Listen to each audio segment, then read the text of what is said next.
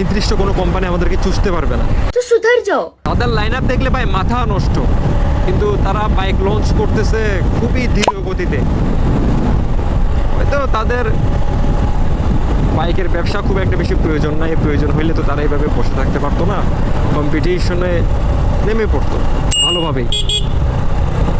যদিও তারা বাংলাদেশের প্রথম 250 সিসির বাইক উদ্বোধনকারী কোম্পানি, তারপরও উদ্বোধন করলে কি হবে, প্রতিযোগিতায় টিকে থাকতে হবে। অ্যাটলিস্ট নিট হয়ে গেছে।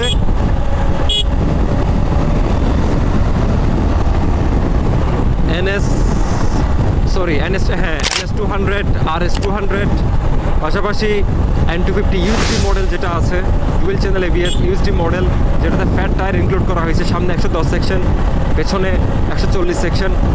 এই অনেকদিন ধরে তো চুষে খাইলো আমাদের, দেখি এখন চুষে খাওয়ার অপশন, মানে চুষে খাওয়ার দিন কিছুটা হইলেও কমেছে, পুরোপুরি না হইলেও কিছুটা হইলেও কমেছে।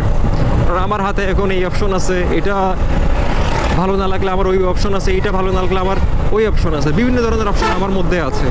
আমি এখন পাইতেছি, একজন বাইকার হিসেবে পাইতেছি। সো আমাদের বাইকারদের অপশন যেহেতু বেড়ে গিয়েছে, বাড়তেছে ডে বাই ডে, আমরা আরও সচেতন হচ্ছি, আমাদের আরও সচেতন হওয়া দরকার। दिल के आसमां में बह गए। Nice.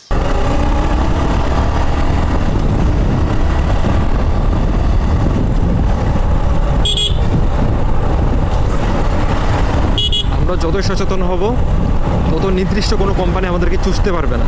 तो सुधर जाओ।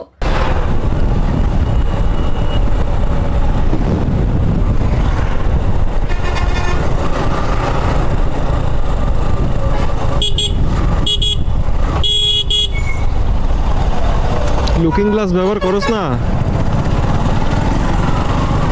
কি বলবো, হর্ন দিলাম